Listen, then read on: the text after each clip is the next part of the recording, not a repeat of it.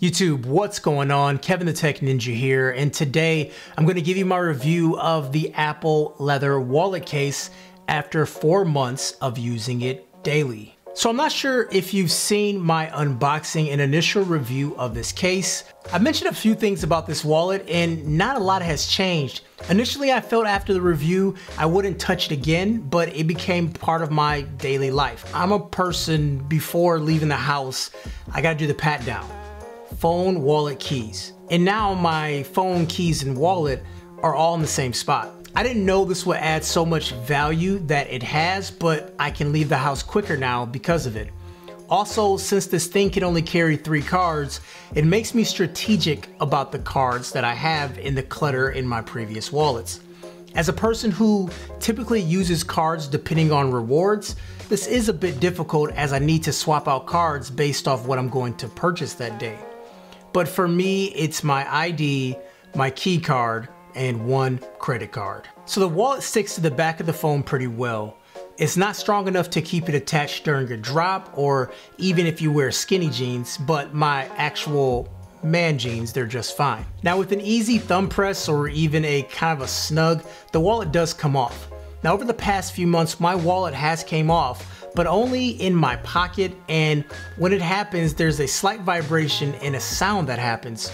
I have never once had my wallet fall off my phone in a situation where I didn't know it fell off. Now, of course, there's been times where it's fallen off and it's in the couch somewhere and I couldn't find it, but I knew it came off at that time. It doesn't just fly off magically. There has to be a force that pushes it off. Now, accessing the cards, I found flicking through the window on the back is the best way to get the card out, which essentially means you may need to flick out all the cards to get to the card you're looking for, especially if it's not against that window. And that can be pretty cumbersome. I still haven't mastered the technique yet. I can get to my cards, put cards back in, but still, I find myself having all the cards out a lot. Now, I've been experimenting with cases over the past few months, and I found that although Apple's MagSafe case works great, it's very strong, the actual case is not a great case. It gets very dirty and dusty and just doesn't feel good in the hand. Now, most cases out there, the wallet doesn't stick to it at all.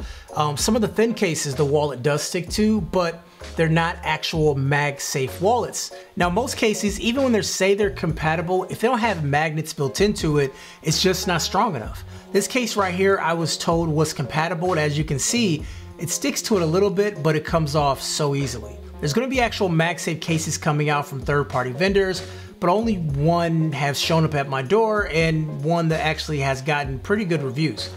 Now this is Dbrand. Of course, they're one of my sponsors. They sponsor the skins that I talk about, that I put on the back of my phones, but this is their case, and this is made for MagSafe.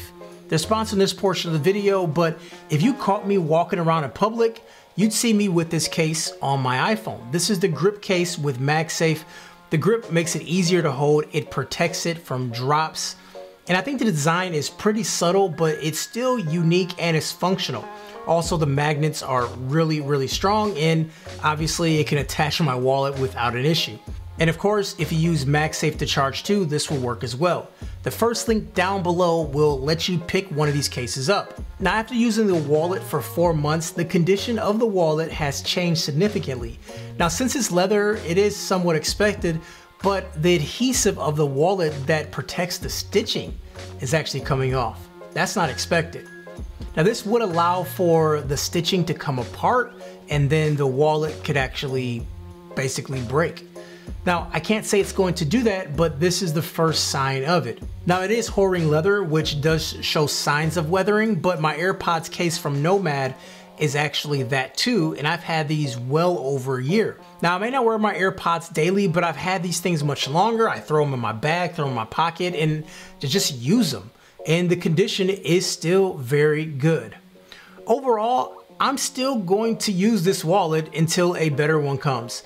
It's small enough to be non-intrusive, but at the same time, it's functional to the point where I don't think about where's my phone, where's my wallet, where are my keys. Everything is just in one spot for me. However, having my wallet with me at all times that's not bulky is always going to be a win. The bar is set very low for me, and Apple just snuck right over it. Although I don't like it, I still recommend it since there isn't better options available. just yet. I'm still waiting for that better option. So if you guys know of one, leave it down below. Anyways guys, I'm Kevin the Tech Ninja. If you enjoyed the video, give it a thumbs up, hit subscribe, and I'll holler at you guys later. Peace.